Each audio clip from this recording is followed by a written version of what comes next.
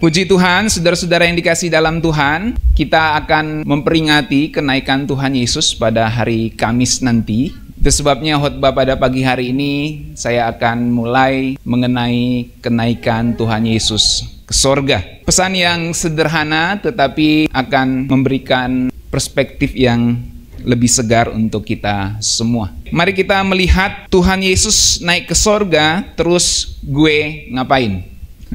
Ya kan? Kalau Tuhan Yesus sudah naik ke sorga, terus gue ngapain gitu kan? Terus apa hubungannya dengan saya gitu kan?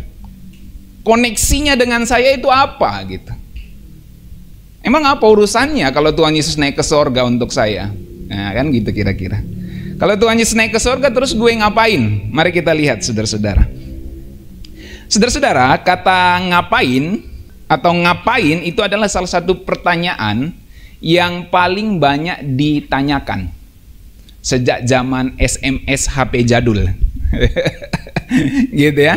Sampai zaman WA sekarang ya. Zaman Instagram, zaman Telegram, zaman pokoknya semua chat-chat itulah gitu ya. Itu ngapain itu salah satu pertanyaan yang paling sering ditanyakan. Kalau orang tua lagi SMS anaknya, ngapain nak? Kalau kita lagi telepon orang tua, lagi ngapain mak? Ngapain pak? Kalau kita lagi tanya pacar, SMS pacar gitu ya, bagi yang masih pacaran, lagi ngapain yang gitu, lagi ngapain honey gitu ya, atau lagi ngapain beb gitu ya. Joshua panggil apa Jos? Beb ya? Atau? Emang bebek gitu ya. Jadi lagi ngapain gitu. Dan waktu zaman perjanjian lama juga Tuhan sempat bicara kepada Elia, kamu ngapain di gua ini gitu. Ngapain gitu ya.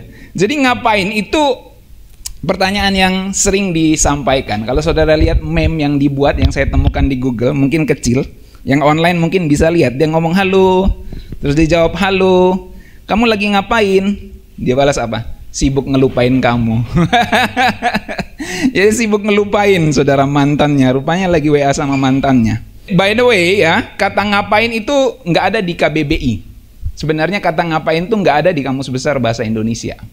Jadi itu bukan kata baku tetapi sebuah kata gaul yang bentuk bakunya sebenarnya adalah sedang apa. Ngapain itu artinya sedang apa. Nah saudara-saudara, pernah ada viral, cukup viral, ya mungkin orang-orang tua enggak tahu, tapi saya yakin anak-anak muda tahu. Kalau enggak tahu mungkin saudara bergaulnya kurang jauh. Coba kasih lihat gambarnya, Bet. Ini ya. Ada yang tahu gambar ini? Dia ngerekam dirinya 2 jam nggak ngapa-ngapain. Tetapi viewernya itu kalau nggak salah sampai jutaan. Yang tercatat di situ dalam 2 minggu berapa itu? 683.000. Itu baru 2 minggu, saudara. Dia cuma rekam dirinya 2 jam nggak ngapa-ngapain, lihat kamera doang. Gitu. Saya upload khotbah berapa minggu, tontonannya cuma berapa viewer. Bercanda. Maksud saya ada lagi nih. Orang penasaran ngapain gitu. Dia pikir nanti dalam 2 jam itu ada apa gitu. Jadi dia penasaran, dia tontonin terus 2 jam nggak ngapa-ngapain tuh. Padahal orangnya cuma duduk aja, sesuai judulnya. 2 jam nggak ngapa-ngapain. Tapi viewernya banyak, saudara. Ini artinya orang penasaran ngapain gitu loh. Padahal cuma duduk, sudah dikasih tahu pula 2 jam nggak ngapa-ngapain, orang tetap nonton. Kenapa? Karena ngapain di 2 jam itu? Padahal udah dikasih tahu nggak ngapa-ngapain. Duduk lihat kamera doang, saudara. Viewernya banyak. Terus namanya juga konten kreator zaman now, ada yang buat lagi. Coba kasih lihat gambarnya. Dia buat konten juga. Dia tontonin di laptop video 2 jam nggak ngapa-ngapain itu. Dia buat juga video lagi tontonin itu. Dia rekam 2 jam nggak ngapa-ngapain, atau 2 jam nonton, 2 jam nggak ngapa-ngapain. Coba. Viewernya banyak juga itu. Dalam 2 hari 4.800 view. Ya. Jadi orang tuh penasaran ngapain tuh. Padahal dia sudah kasih tahu 2 jam nonton, 2 jam nggak ngapa-ngapain. Ini nggak tahu kalau sekarang, mungkin sudah lebih banyak dari 4.800, pasti banyak. Namanya juga konten kreator lagi, saudara-saudara. Namanya mau cari duit di YouTube, ada lagi tuh. Dia buat konten 2 jam nonton 2 jam nonton, 2 jam nggak ngapa-ngapain. Coba. Jadi video yang nontonin 2 jam nggak ngapa-ngapain tuh ditonton lagi sama orang, dia buat konten lagi. Viewernya lumayan banyak juga. Nanti saudara cek aja itu. Jadi ngapain itu bikin orang penasaran? Ngapain? Ya. Nah, saudara-saudara yang dikasih dalam Tuhan, Tuhan Yesus itu naik ke sorga, nggak ghosting kita kalau katanya anak-anak muda. Ya, kan sempat ada istilah ghosting yang sempat heboh gitu ya. Gara-gara, saya nggak usah sebut bahaya nanti. Ya, gara-gara satu anak pejabat gitu ya ngeghostingin orang katanya gitu ya. Nah, Tuhan Yesus hendak naik ke sorga itu, Tuhan Yesus naik ke sorga nggak ghostingin murid-muridnya. Ghosting itu artinya tindakan menghilang tiba-tiba tanpa alasan yang jelas. Tiba-tiba, misalnya pacaran, tiba-tiba pacarnya ngeblok semua media sosialnya dan tidak ada kabar sama sekali. Itu namanya ghosting. Artinya pergi diam-diam tanpa alasan yang jelas. Nah, Tuhan Yesus itu naik ke sorga, saudara-saudara, nggak ghostingin murid-muridnya. Dia udah kumpul sama murid-muridnya, terus dia tiba-tiba pergi, nggak ada kabar dan nggak ada alasan yang jelas. Murid-muridnya bingung, gue diapain? Gue diputusin? Nggak gitu maksudnya. Jadi maksudnya dia nggak ghostingin gitu. Tuhan Yesus pergi bukan tanpa penjelasan dan bukan tiba-tiba menghilang gitu aja. Alkitab mencatat Tuhan Yesus itu sebelum dia naik ke sorga, dia memberikan penjelasan-penjelasan. Dia memberikan visi-visi kepada murid-muridnya. Sama seperti sebelum dia mati, sebelum dia disalibkan, dia memberikan arahan-arahan terlebih dahulu. Dia memberikan pesan anak manusia akan menderita, anak manusia akan disalibkan. Anak manusia akan ditangkap. Dia sudah memberikan pesan, saudara. Begitu juga sebelum dia naik ke sorga, dia nggak ghostingin tiba-tiba murid-muridnya. Dia nggak pergi tiba-tiba tanpa alasan yang jelas. Dia memberikan alasan yang jelas. Dalam Yohanes 14 ayat 1-3, ayat yang sering kita baca. Janganlah gelisah hatimu, percayalah kepada Allah, percayalah juga kepadaku. Di rumah Bapakku banyak tempat tinggal. Jika tidak demikian tentu aku mengatakannya kepadamu. Sebab aku pergi ke situ untuk menyediakan tempat bagimu. Dan apabila aku telah pergi ke situ dan telah menyediakan tempat bagimu, aku akan datang kembali dan membawa kamu ke tempatku, supaya di tempat di mana aku berada, kamu pun berada. Jadi Tuhan Yesus kasih penjelasan, aku pergi dulu ya, nanti aku balik lagi. Dia nggak ghostingin murid-muridnya, saudara. Dia nggak pergi terus kasih harapan yang tidak akan pernah terwujud. Dalam Yohanes 16 ayat 7, Tuhan Yesus juga memberikan penjelasan. Namun benar yang kukatakan ini kepadamu adalah lebih berguna bagi kamu jika aku pergi. Jadi Tuhan Yesus kasih tahu, kalau aku nggak pergi, nggak bisa Roh Kudus datang.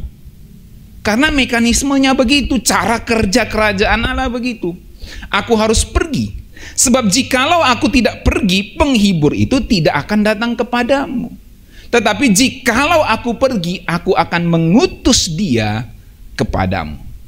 Tinggal sesaat saja dan kamu tidak melihat aku lagi, di Yohanes 16 ayat 16. Jadi sudah dikasih tahu. Sudah di-prepare, sudah dipersiapkan dia. Tinggal sesaat saja kamu tidak melihat aku lagi. Jadi dia nggak pergi tiba-tiba tuh. Udah disiapin mental murid-muridnya.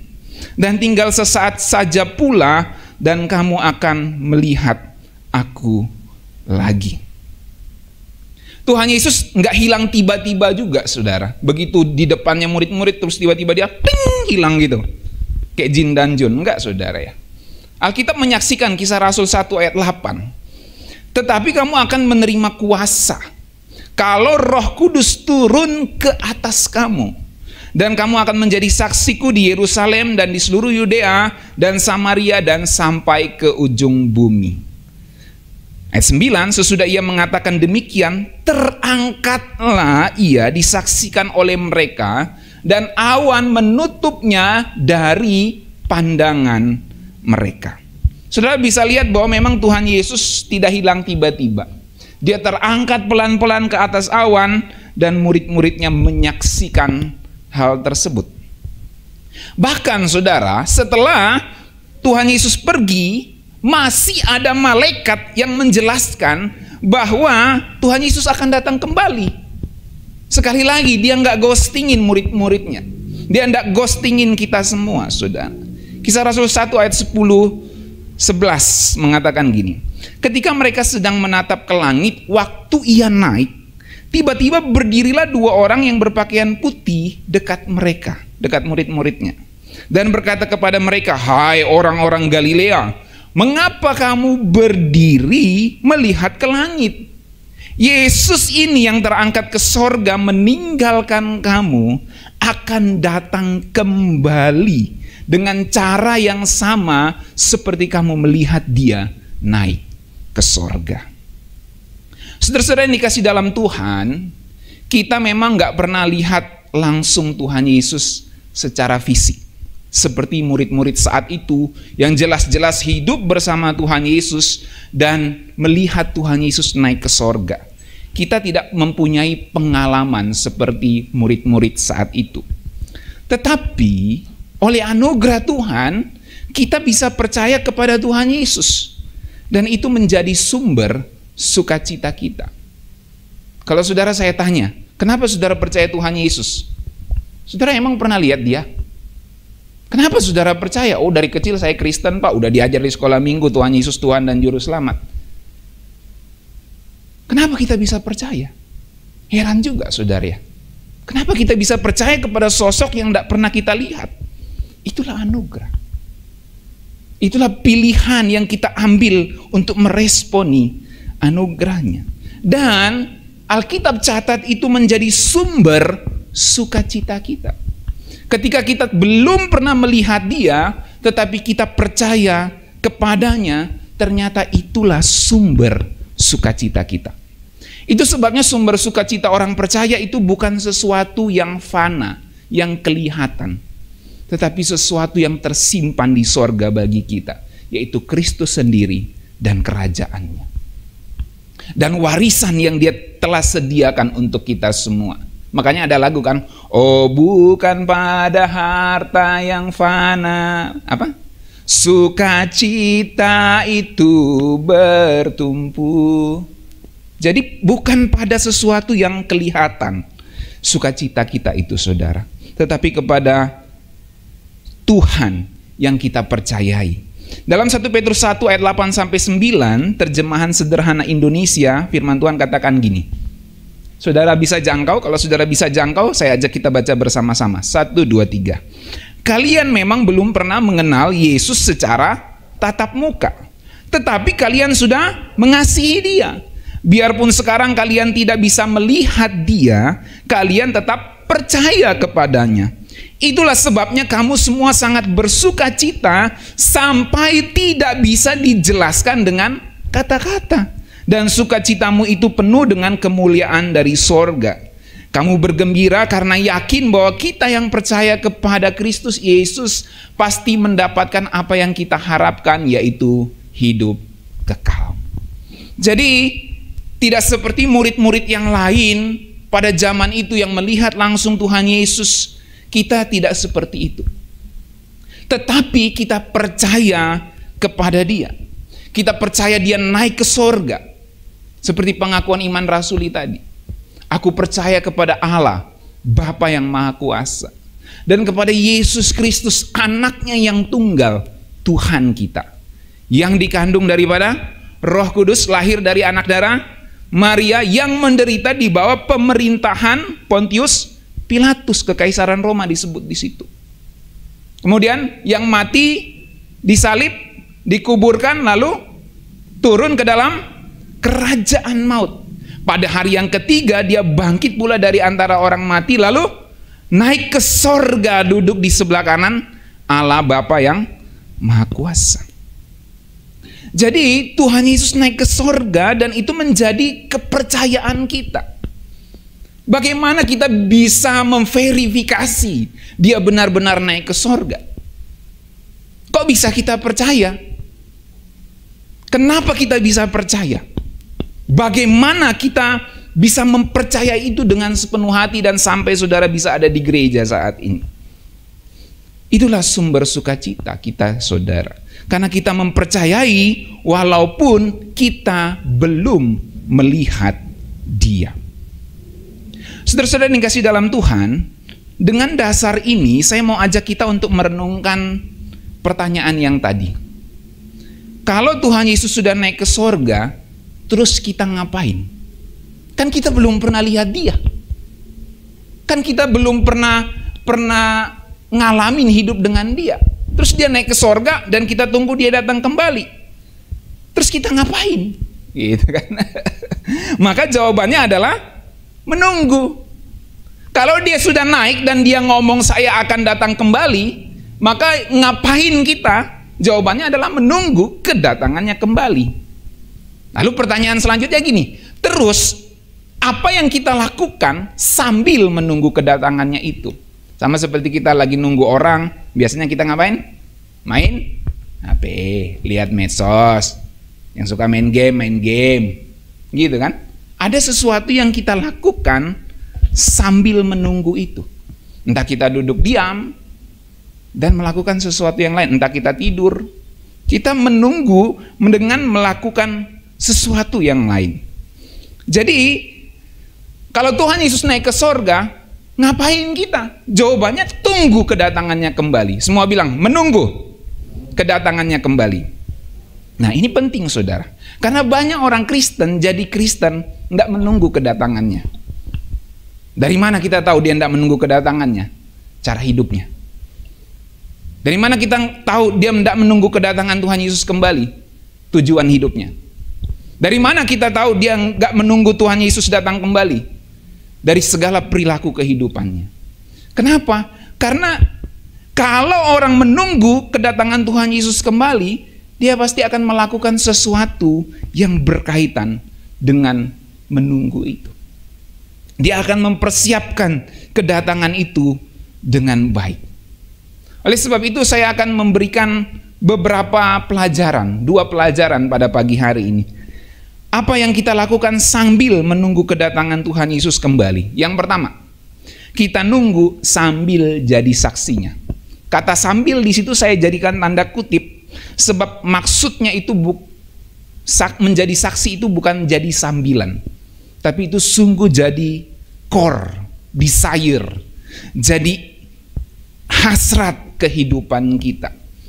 Jadi kalau disebut sambil itu karena memang biasanya dalam hidup ini kita menunggu sambil melakukan sesuatu. Jadi kita nunggu sambil jadi saksinya Tuhan. Kisah 1 ayat 8 terjemahan sederhana Indonesia, firman Tuhan katakan gini, akan tetapi kamu masing-masing akan menerima kuasa ketika Roh Kudus datang dan tinggal di dalam kamu. Dengan kuasanya itu kamu akan menjadi saksi yang memberitakan tentang aku, tentang Yesus. Di Yerusalem, di seluruh Yudea, Samaria, dan sampai ke semua daerah terpencil di dunia. Jadi kalau Tuhan Yesus naik ke sorga, kita ngapain? Jawabannya menunggu sambil jadi saksi. Saudara-saudara yang dikasih dalam Tuhan, jadi saksi berarti jadi VVIP. Permasalahannya waktu pendeta khotbah tentang menjadi saksi, kita kayak langsung rasa beban gitu ya. Kayak mental langsung, aduh, jadi saksi lagi, berat banget gitu kan. Pasti ketika saya kasih 1 poin tadi itu, jadi saksi, langsung saudara kayak, deh itu lagi gitu ya. Pasti ada aja yang mikir gitu tuh, nggak usah bohong. Itu lagi. Karena apa? Karena jadi saksi itu seperti jadi beban gitu untuk kita. Jadi beban. Padahal jadi saksi itu sebenarnya kita jadi VVIP, saudara. Perspektif kita harus diubah. Cara pandang kita terhadap menjadi saksi itu harus diubah. Menjadi saksi berarti menjadi VVIP. Very, very important person. Kalau ada di atasnya VVIP, ya itu juga lagi gitu ya. Kita menjadi orang yang sangat penting untuk memberitakan tentang Tuhan Yesus, saudara.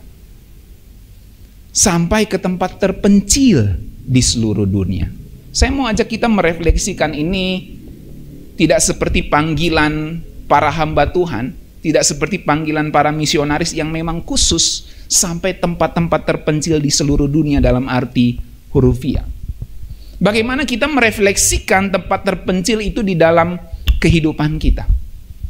Sudahkah Yesus diberitakan di tempat terpencil di dalam hidupmu?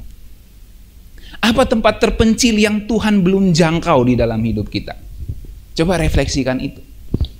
Apa yang belum kita kasih sama Tuhan sehingga kita mengisolasi diri kita, sehingga kita nggak bisa jadi saksinya Tuhan. Karena kita isolasi itu, yang lain kita buka aksesnya untuk Tuhan, tetapi yang ini jadi tempat terpencil.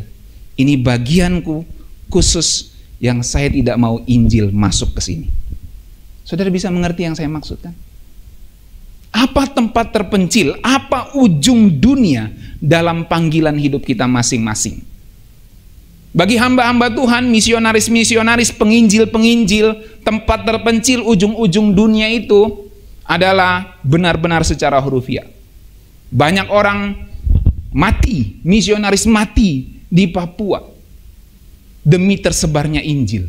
Banyak misionaris mati mungkin di tanah Jawa ini, pasti banyak juga, sebelum demi pemberitaan Injil. Banyak misionaris mati di tanah Kalimantan demi beritanya tersebarnya Injil saat itu. Saat itu ini masih daerah terpencil.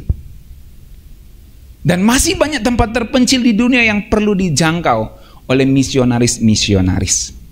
Kita punya panggilan tersendiri. Di tempat kerja kita ada tempat-tempat terpencil di situ. Di lingkungan kita ada tempat-tempat terpencil situ. Bahkan di hidup kita ada tempat-tempat terpencil. Dan kita dipanggil Tuhan untuk menjadi VVIP di situ. Memberitakan Tuhan Yesus sampai tempat terpencil di dunia. Bagi kita sendiri, tempat terpencil kita itu di mana? Di gadget kita? Di file-file kita? Yang kita tidak mau Injil masuk ke situ. Di tontonan kita, yang kita tidak mau Injil masuk di situ. Mari kita refleksikan ini, saudara. Kita menunggu kedatangan Tuhan, kita menunggu sambil jadi saksinya. Dalam Matius 28 ayat 18 sampai 20, terjemahan sederhana Indonesia. Lalu Yesus mendekati kami dan berkata, Allah sudah memberikan segala kuasa kepadaku untuk memerintah semua ciptaannya, baik yang di sorga maupun di bumi. Karena itu pergi dan ajarlah orang-orang dari setiap suku bangsa, supaya mereka menjadi muridku. Baptislah mereka sebagai orang yang mengikut aku, Bapakku dan Roh Kudus. Dan ajarlah mereka untuk setia melakukan semua yang sudah aku ajarkan kepada kalian. Yakinlah bahwa aku akan selalu menyertai kamu, bahkan sampai akhir zaman. Amin. Jadi panggilan ini adalah panggilan untuk memuridkan semua bangsa. Untuk memuridkan orang-orang Batak. Untuk memuridkan orang-orang Tionghoa. Untuk memuridkan orang-orang Jawa. Memuridkan orang Dayak. Orang Toraja. Orang Ambon. Orang apa lagi? Medan. Semua bangsa dimuridkan. Orang Nias. Ada orang Nias. Semua bangsa dimuridkan, saudara. Oleh kita, saksi-saksi Tuhan. Tentu ada panggilan kita spesifik masing-masing. Saudara mungkin tidak dipanggil berkhotbah seperti saya. Saudara tidak dipanggil untuk menjadi pelayan yang khusus di bidang pemberitaan Injil. Tapi saudara bisa terlibat di dalam semua usaha untuk melakukan itu. Pergi dan ajarkanlah setiap suku bangsa untuk menjadi murid Tuhan.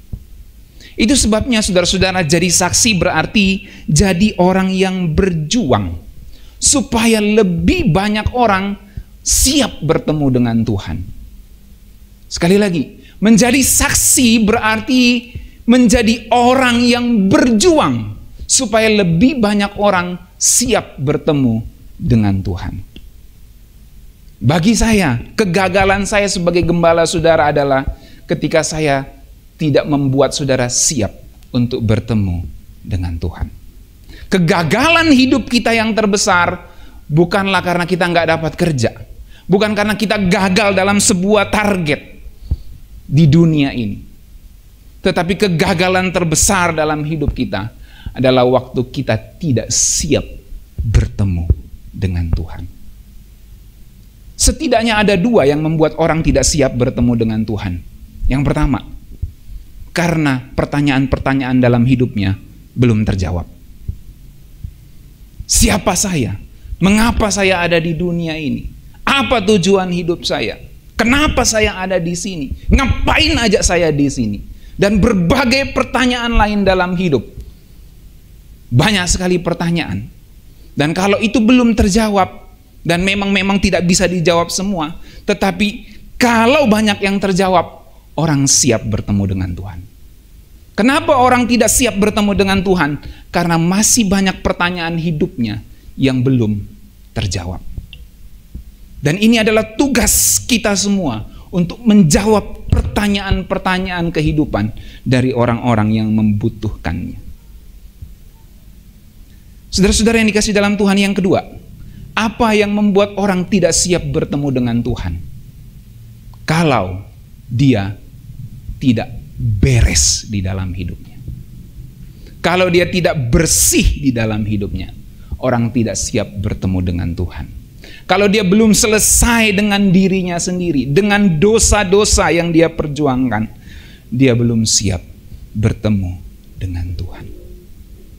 Saudara-saudara yang dikasih dalam Tuhan, tugas kita sebagai saksi adalah untuk berjuang supaya lebih banyak orang siap bertemu dengan Tuhan. Di dalam misi ini, kita juga merefleksikannya untuk diri kita.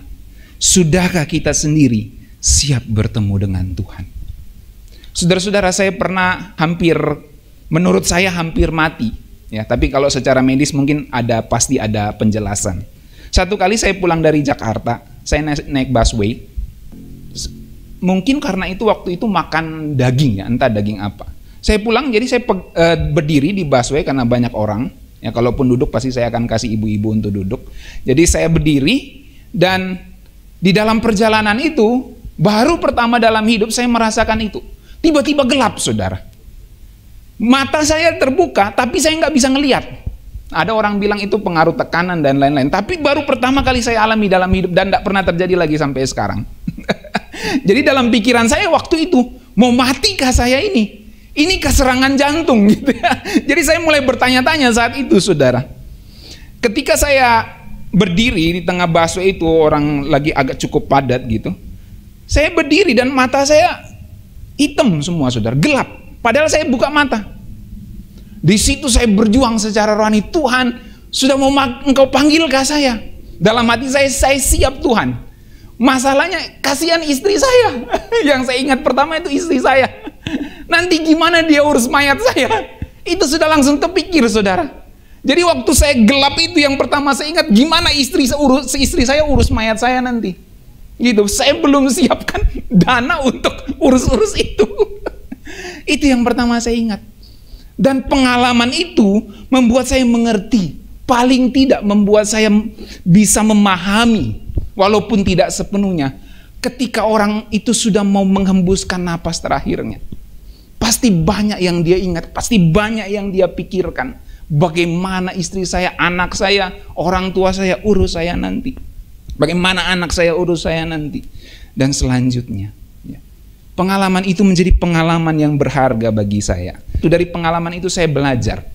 Ya, sudah siapkah kita ketemu dengan Tuhan? Saudara-saudara yang dikasih dalam Tuhan, dalam 2 Petrus 3 ayat 12 sampai 13, terjemahan sederhana Indonesia, firman Tuhan katakan gini. Kita baca yuk sama-sama. 1, 2, 3. Sementara kita menanti-nantikan waktu yang ditentukan Allah itu, hendaklah kita berjuang supaya lebih banyak orang siap untuk bertemu dengan Tuhan. Kita harus berjuang supaya lebih banyak orang siap bertemu dengan Tuhan. Bagaimana ini bisa terjadi? Kalau kita sendiri siap, tentu dalam progres siap. Dan itu kita lakukan, Alkitab bilang, sementara kita menanti-nantikan waktu yang ditentukan Allah, yaitu kedatangannya yang kedua kali. So kalau Tuhan Yesus naik ke sorga, gue ngapain? Ya ini Alkitab kasih tahu. Lu harus lakukan ini. Tuhan Yesus naik ke sorga, koneksinya, hubungannya dengan gue apa? Ya ini. Kamu harus berjuang supaya lebih banyak orang siap untuk bertemu dengan Tuhan. Alkitab lanjutkan, biarpun langit akan diminasakan dengan api dan semua benda langit akan melembur karena panasnya. Ngomong-ngomong, berapa hari ini siapa yang rasain panas banget? Panas banget kan? Panas banget saudara, apalagi kami di lantai ini, waduh, panas banget saudara, panas banget, ya. Dan saya tahu pasti saudara banyak merasakan itu, dan memang beberapa tempat di dunia ini mengalami gelombang panas, bukan? Ya saya nggak mau langsung mengatakan itu semua, tetapi Alkitab sudah bilang, saudara, Alkitab sudah bilang, bumi ini akan melebur karena panasnya, benda-benda langit juga akan melebur. Tetapi Alkitab bilang gini, kita tidak perlu takut. Nah itu dia. Kenapa? Karena kita sudah siap. Karena sesuai dengan janjinya Allah, janji Allah, kita menantikan langit yang baru dan bumi yang baru yang akan menjadi tempat tinggal bagi kita yang sudah dibenarkan Allah. Langit baru dan bumi baru Tuhan sediakan. Itulah yang Tuhan katakan pada murid-muridnya. Aku pergi untuk menyediakan tempat bagimu. Nanti aku datang lagi, ku bawa kamu ke tempatku. Supaya di mana aku berada, kamu pun berada. Itu sebabnya dalam teologi langit baru bumi baru, pengajaran langit baru bumi baru, saya ajarkan kepada saudara, itu bukan di bumi ini. Itu di planet lain entah di mana. Ya. Nanti saya jelaskan lagi satu kali ya. Sebab kalau saudara lihat Kejadian 1, pada mulanya Allah menciptakan langit dan bumi. Langit itu samayim. Waktu kita lihat ke atas, pikiran kita waktu anak kecil, langit itu yang biru ini. Kita pikir kayak atap payung gitu kan. Tapi setelah kita belajar fisika, setelah kita belajar IPA, ilmu pengetahuan alam, kita tahu yang kita sebut langit ini adalah universe, semesta yang begitu luasnya. Jadi menurut saya sangat sempit kita berpikir kalau kita melihat cuma di sini ada kehidupan untuk saat ini. Saya tidak bilang di luar sana ada kehidupan. Ya ada, dalam pengertian ya malaikat-malaikat punya dunia, saudara. Bukan seperti ini, saudara. Jadi ketika Tuhan Alkitab katakan pada mulanya Allah menciptakan langit dan bumi, maka bumi ini menjadi fokus untuk Adam dan Hawa itu tinggal dan seluruh umat manusia saat ini. Dan ternyata dalam perjalanan sejarah, Alkitab ajarkan bangsa Israel itu harus eksodus, keluar dari Mesir. Dan kemudian dalam perjalanan selanjutnya mereka keluar dari pembuangan di Babel. Keluar dari pembuangan di Babel. Dan menariknya dalam kitab Wahyu, Babel yang menjadi representasi dari dunia yang jahat ini, kita diperintahkan keluar dari Babel. Eksodus dari Babel. Keluar dari Babel dalam kitab Wahyu pasal 18-19. Keluar dari situ. Dan keluar dari situ disebutkan Tuhan datang menjemput mempelai-mempelainya. Dan dalam teologi soal pengantin, dalam tradisi bangsa Yahudi, pesta itu diadakan di rumah pria, bukan di rumah wanita. Pengantin pria datang ke rumah mempelai wanita, menjemput mempelai wanita untuk pergi ke rumah mempelai pria. Dan ini cocok dengan yang Tuhan Yesus katakan, aku pergi dan aku akan datang kembali membawa kamu ke tempatku. Jadi langit baru bumi baru itu menurut yang saya pahami ada di satu tempat di universe di atas sana, saudara. Entah di mana. Kalau saudara tanya saya nggak tahu. Tetapi pasti di atas sana. Dan ini nanti seperti Alkitab katakan, bumi ini akan melebur dalam panas api dan menjadi neraka secara fisik. Jadi jangan harapkan bekerja untuk tinggal selama-lamanya di bumi ini, saudara. Ini sudah dipersiapkan untuk menjadi lake of fire. Alkitab bilang lake of fire. Bukan sea of fire, tapi lake of fire. Danau, bukan laut. Danau api. Cuma diterjemahkan bahasa Indonesia lautan api. Kenapa danau? Karena dibanding dengan universe, ini kecil banget. Bumi ini kecil banget, saudara. Dan itu sebabnya kita berharap, belajar mengharapkan Tuhan yang tidak kita lihat. Karena kita juga mengharapkan langit bumi baru yang belum kita lihat saat ini. Nanti yang kita harapkan itu datang dan membawa kita ke tempat yang baru di satu titik di semesta sana. Oleh sebab itu saudara-saudara, sambil nunggu kedatangan Tuhan, apa yang kita lakukan? Jadi saksi. Berjuang semaksimal mungkin supaya orang siap bertemu dengan Tuhan. Dan kita juga harus siap bertemu dengan Tuhan. Cepat saja, yang kedua. Tuhan Yesus naik ke sorga. Terus gua ngapain? Nunggu. Ya, nunggunya sambil ngapain? Saya kasih tahu. Nunggunya sambil hidup kudus. Sekali lagi, sambil saya kasih tanda kutip. Karena hidup kudus itu bukan sambilan. Semua bilang, hidup kudus bukan sambilan. Bukan sambilan, saudara. Itu menjadi core desire kita. 2 Petrus 3 ayat 11, terjemahan sederhana Indonesia. Kita baca sama-sama, 1, 2, 3. Jadi, kalau segala sesuatu akan dimusnahkan secara demikian, tentu kita harus berusaha semakin suci dan sesuai kemauan Allah. Bukan saya yang ngomong ya, saya cuma nyampein nih. Jangan langsung beban, aduh kudus lagi yang dihotbahin ya. Tadi udah saksi, kudus lagi, aduh berat banget nih. Ini firman Tuhan, bukan saya cuma nyampain aja gitu. Jadi Tuhan Yesus naik ke sorga, terus gua ngapain? Ya ini Alkitab kasih tahu, ini yang harus kamu lakuin. Nunggu sambil hidup kudus. Kalau segala sesuatu akan dimusnahkan saat kedatangannya nanti, tentu kita harus berusaha semakin suci sesuai dengan kemauannya Allah. Lalu ayat selanjutnya, atau ayat sebelumnya, tadi kan ayat 11, nah ini ayat 9-nya yang menjadi ayat pengantarnya. Janganlah kalian terpengaruh oleh orang-orang yang berkata, Tuhan terus menunda-nunda untuk menepati janjinya. Mereka nantang lagi tuh dengan pertanyaan, kenapa sampai sekarang Yesus belum datang kembali? Nggak usah saudara, saya juga dulu nanya. Gitu kan? Kenapa Yesus belum datang kembali?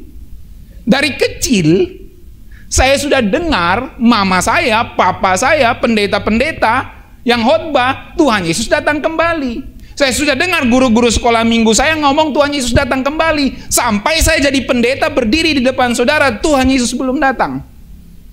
Kenapa Tuhan Yesus belum datang kembali? Alkitab kasih tahu. Jawaban yang benar untuk setiap orang yang berkata seperti itu adalah Tuhan sedang bersabar terhadap kamu. Tuhan bersabar terhadap saya. Tuhan bersabar terhadap kamu. Karena Dia tidak mau kamu ikut binasa. Tuhan masih memberi kesempatan kepada setiap orang untuk bertobat. Kalau kamu sudah merasa siap, orang sana belum siap, kamu harus berjuang jadi saksi supaya dia juga siap untuk bertemu dengan Tuhan. Jadi kenapa Tuhan Yesus belum datang kembali? Karena Dia masih memberi kesempatan kepada setiap orang untuk bertobat. Masih ada ujung-ujung dunia, masih ada tempat-tempat terpencil pada konteks kita masing-masing, pada panggilan kita masing-masing, di mana ada orang-orang yang belum siap bertemu dengan Tuhan. Jadi kita harus mempersiapkan diri kita, saudara. Sebab kalau Tuhan belum datang sampai saat ini, itu artinya Dia memberi kesempatan kepada kita, kepada saya, kepada saudara, kepada orang-orang di sekitar kita untuk mereka bertobat. Dan bagaimana mereka bisa bertobat? Mungkin saja lewat hidup kita mereka dapat dibawa kepada Kristus. Ayat selanjutnya. Namun seperti pencuri yang datang pada waktu yang tidak disangka-sangka, begitulah hari kedatangan Tuhan Yesus kembali. Dia perginya ngomong, aku akan kembali. Masalahnya dia tidak kasih tahu kapan dia datang. Cuma dikasih tahu clue-nya, ada clue-nya. Clue-nya gini, dia datang seperti pencuri. Clue-nya pun adalah sebuah misteri. Gitu. Kisi-kisinya pun adalah sebuah misteri gitu ya. Begitulah hari kedatangan Tuhan Yesus nanti kembali, nggak disangka-sangka. Kalau nggak disangka-sangka itu artinya kita harus siap sedia kapan saja. Kalau kita tahu pencuri mau datang ke rumah kita, saudara udah siap-siap nggak? Pasti siap-siap loh. Kalau saudara tahu pencuri akan datang, pasti saudara siap kan? Kalau saya tahu misalnya ada yang telepon saya, nanti saya mau datang mencuri di sini, pasti akan saya siap-siap dong. Entah saya panggil polisi, entah saya bayar seseorang untuk menjaga gitu toh. Atau mungkin kalau sendiri nggak bisa hubungin siapa-siapa, saya siapkan pentongan gitu ya, karena nggak boleh membunuh kan. Nggak boleh pentongan gitu. Kalaupun punya senjata api ya untuk melumpuhkan saja, bukan untuk membunuhnya gitu ya. Karena kita nggak boleh membunuh kecuali kita petugas gitu. Petugas yang memang bertugas untuk negara. Dan tentu dilindungi oleh undang-undang khususnya, saudara ya. Nah, maksud saya adalah bahwa kita nggak tahu kapan Tuhan Yesus datang. Kita nggak tahu kapan Tuhan Yesus datang. Dia datang seperti pencuri dan tidak disangka-sangka. Seperti itulah Tuhan Yesus kembali. Dia akan datang secara tiba-tiba. Nah ini, kebalikannya dari ghosting tadi.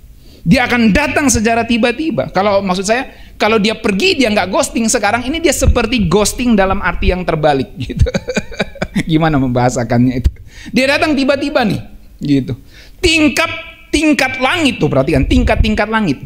No. Setiap lapisan atmosfer sampai lapisan seluruh luar angkasa dan universe, galaksi, klaster galaksi dan semua berbagai hal di situ. Tingkat langit dan bumi ini akan lenyap dengan bunyi yang dahsyat. Ada dentuman besar di semesta. Benda-benda langit akan lebur karena panas yang hebat dan segala buatan manusia di bumi akan hangus terbakar.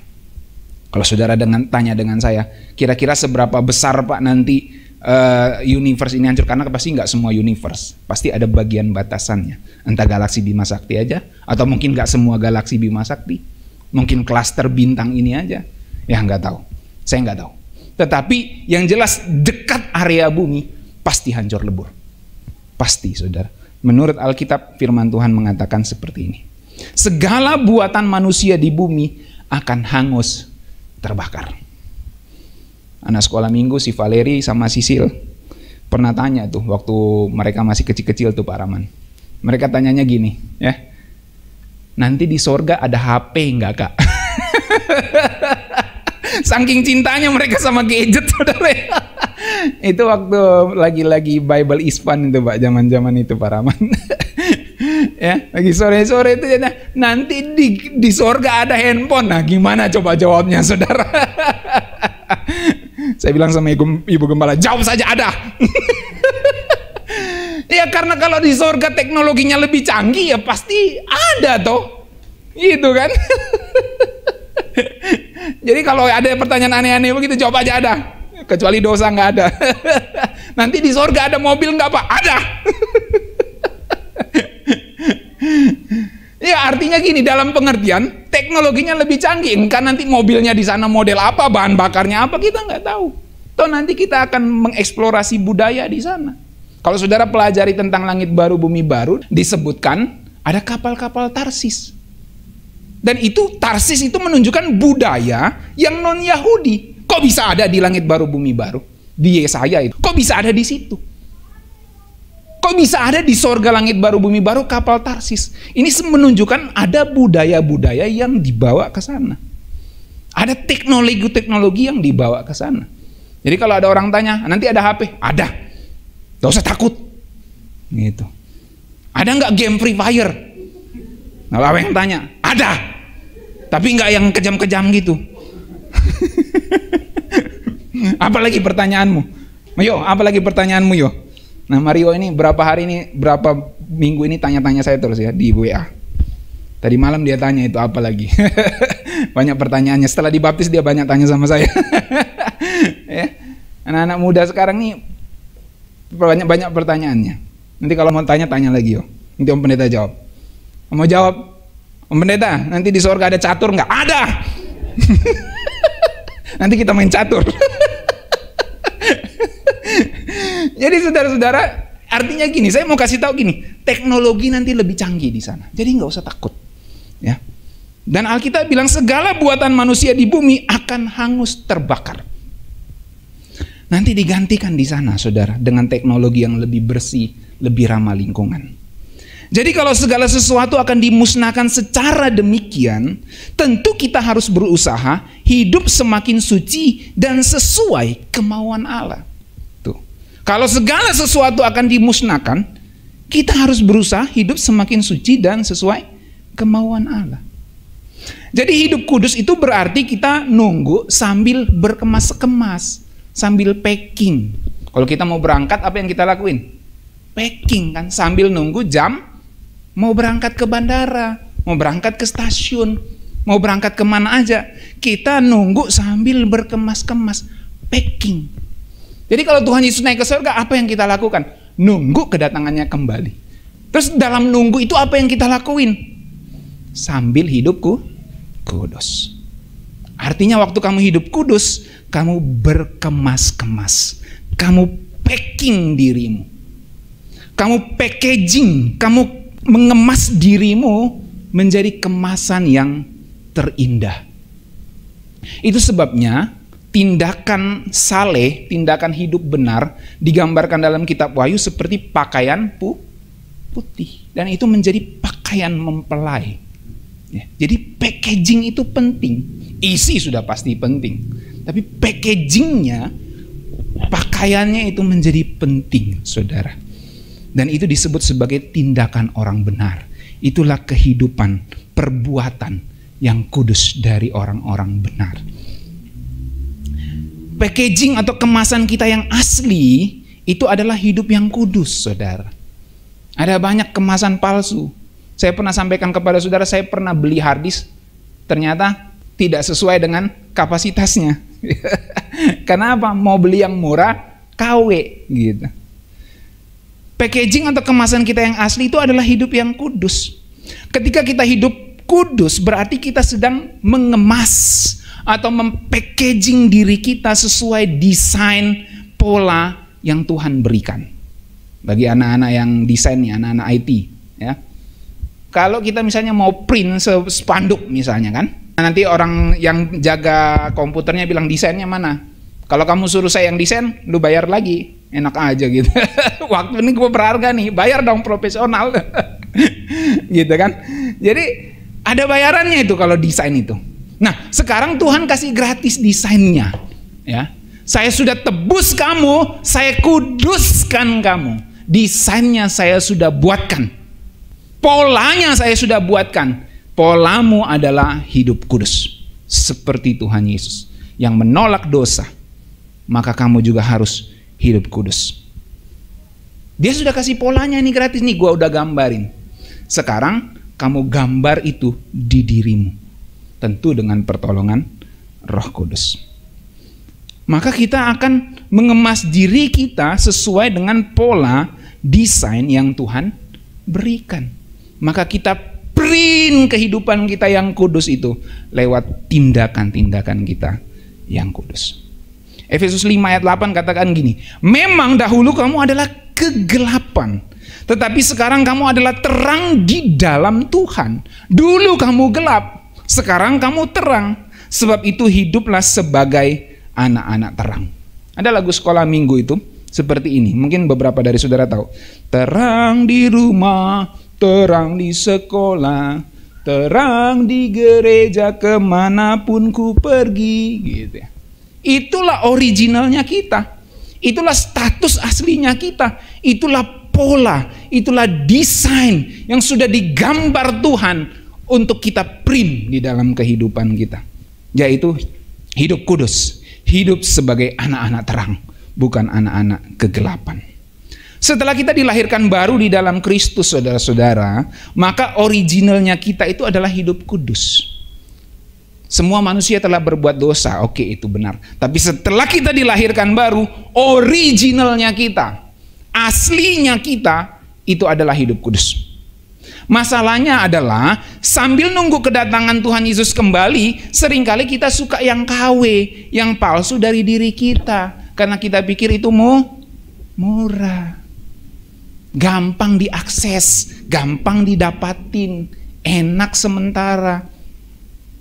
Lakukan dosa enak nggak? Kalau saudara bilang nggak enak, saudara muna. Enak sementara tapi enaknya. Kita suka yang KW-KW. Seperti saya pernah beli yang KW itu, nyesel sendiri. Itu jadi pelajaran secara rohani juga. Jangan suka yang KW-KW. Murah, gampang didapat, gampang diakses. Tetapi yang mahal itu berat.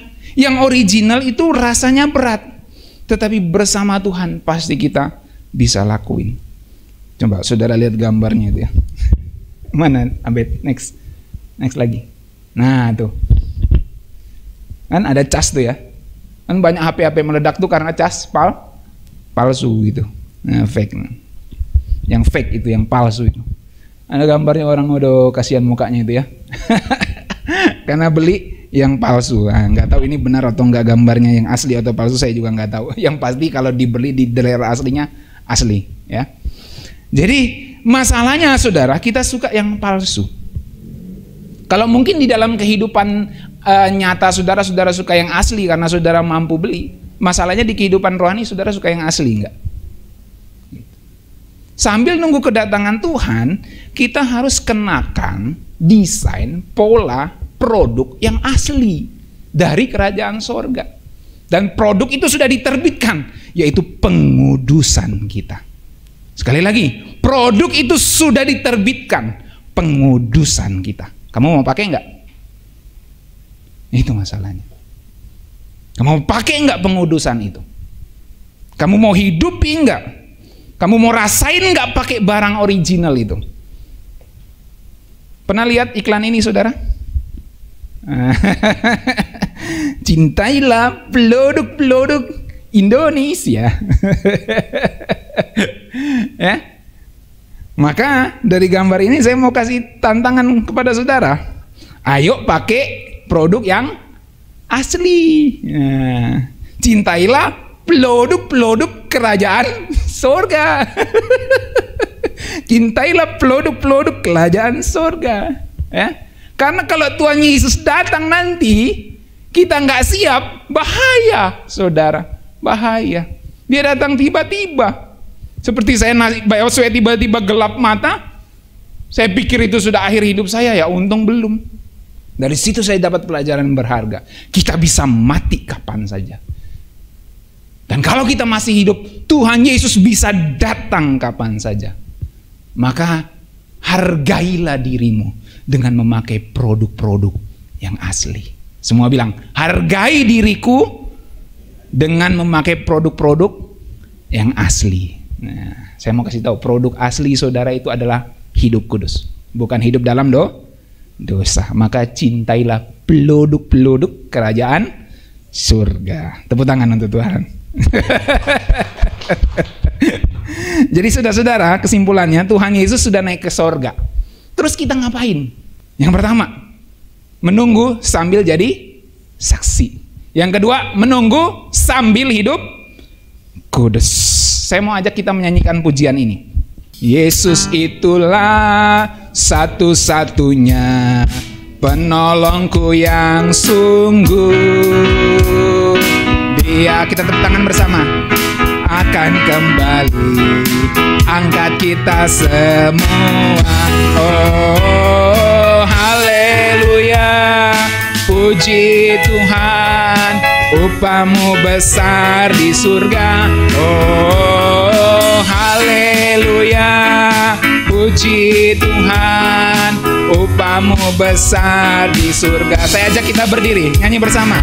Yesus itulah satu-satunya penolongku yang sungguh. Dia berjanji, dia berjanji akan kembali angkat kita semua. Oh, haleluya, puji Tuhan, upamu besar di surga. Oh, haleluya, puji Tuhan, upamu besar. Sekali lagi ya, Yesus itulah satu-satunya. Yesus itulah satu-satunya penolongku yang sungguh. Dia berjanji, dia berjanji akan kembali angkat kita semua. Oh, haleluya, upamu besar di surga. Oh, haleluya, puji Tuhan, upamu besar di surga. Mari kita satu dalam doa. Bapa kami di sorga, kami berterima kasih untuk kebenaran firman Tuhan yang boleh kami dengarkan bersama-sama. Terima kasih karena Engkau kembali menasihati kami lewat kebenaran firman-Mu. Bapa di sorga, kami anak-anak-Mu yang hidup di tengah perantauan dunia ini sangat membutuhkan arahan, sangat membutuhkan bimbingan. Terutama dalam kebingungan kami, apa yang harus kami lakukan menunggu kedatangan Tuhan. Sudah banyak nasihat yang kami dengarkan, tetapi hari ini kami boleh kembali diingatkan bahwa kami harus menjadi saksi Tuhan, membawa setiap orang termasuk diri kami untuk siap bertemu dengan Tuhan. Dan kami juga mau nunggu kedatangan Tuhan sambil hidup kudus, karena kami tahu inilah original kami, inilah aslinya kami sebagai orang-orang yang telah dilahirkan kembali.